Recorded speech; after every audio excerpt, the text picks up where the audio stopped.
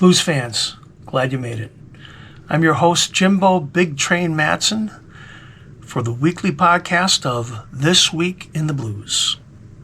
So let's take a look at what happened this week in blues history. Up-and-coming blues guitarist Hector Anando was born on September 18th in 1979. He won the International Blues Challenge in 2020 in the solo duo category. He's been nominated for a variety of awards, including a BMA for Best Acoustic Blues Album, a Blues Blast Award for Best Acoustic Guitarist and Best Acoustic Album, and for an Independent Blues Award for Best Acoustic Blues, all in 2021. His most recent album, Let Loose Those Chains, debuted at 11 on the Billboard Blues charts. Blues maestro Louis Myers was born on September 18, 1929. Myers co-founded the Aces, who backed both Little Walter and Junior Wells. Though he certainly was capable of fronting a band as both a remarkably versatile guitarist and harpist, Myers will forever be recognized first and foremost as a top-drawer sideman and founding member of the Aces. After a few years with the Aces, Louis Myers left in 1954 and played with Otis Rush, Earl Hooker, and many more. Blues saxophonist Gene Dinwiddie was born in Louisville, Kentucky on September 19th in 1936. In 1967, he joined the Butterfield Blues Band and remained until 1971. It was also during the 1960s that he was a member of the James Cotton Blues Band and worked in the 1970s as a session musician for B.B. King, Greg Allman, Melissa Manchester, and Jackie Lomax. In the 1990s, his work as a session musician continued and can be heard on Etta James' track, Stickin' to My Guns. Blues guitarist Jesse Ed Davis was born on September 21st, 1944 in Norman, Oklahoma. His Native American ancestry is a blend of Comanche, Seminole, and Muskogee. He was well regarded as a session artist and solo performer. He was a member of Taj Mahal's backing band and played with musicians such as Eric Clapton, John Lennon, and George Harrison. In 2018, Davis was posthumously inducted into the Native American Music Hall of Fame. Memphis blues guitarist Dan Sane was born in Hernando, Mississippi. There's some question about the exact date of his birth, but we'll go with September 22nd, 1896 for now. He performed with the blues guitarist Frank Stokes, and according to one music journalist, they had emerged among the most complementary duos in all of the blues, with Sane's flat picking ideally embellished by Stokes' fluid rhythms. The best known songs written by Sane are Downtown Blues and Mr. Crump Don't Like It.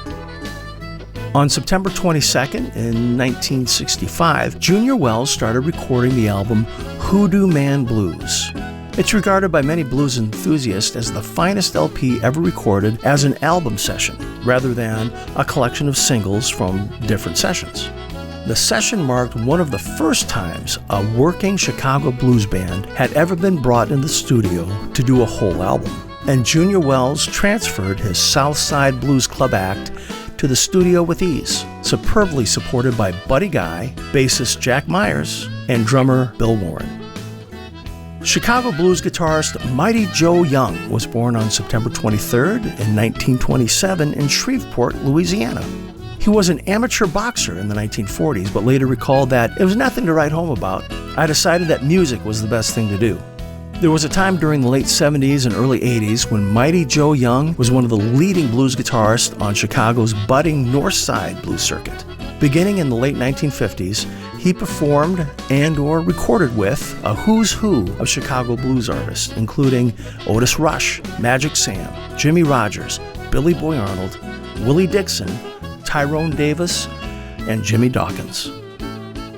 The great Ray Charles was born September 23rd in 1930. Among friends and fellow musicians, he preferred being called Brother Ray, although he was often referred to as the Genius.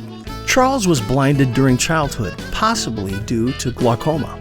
Charles pioneered the soul music genre during the 1950s by combining blues, jazz, rhythm and blues, and gospel styles into the music he recorded for Atlantic Records.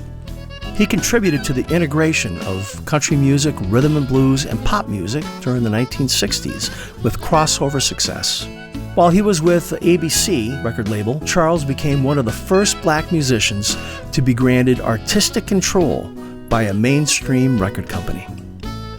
Chicago blues guitarist Fenton Robinson was born on September 23rd in 1935. He was active in the Chicago blues scene in the 1960s through the 1980s. A product of the Mississippi Delta, Robinson was born near Greenwood, Mississippi. He left home at the age of 18 and moved to Memphis, Tennessee, where he recorded his first single, Tennessee Woman, in 1957. In 1959, he made his first recording of As the Years Go By, later recorded by several blues artists. In 1967, he recorded his signature song, Somebody Loan Me a Dime, and it was recently inducted into the Blues Hall of Fame. Well, blues fans, we just covered some of the highlights here. Now, if you want to know more about these artists or other things that happened this week in the blues, be sure to follow our social media pages or visit our website at bigtrainblues.com. We'll have a new episode next week, so we'll see you then.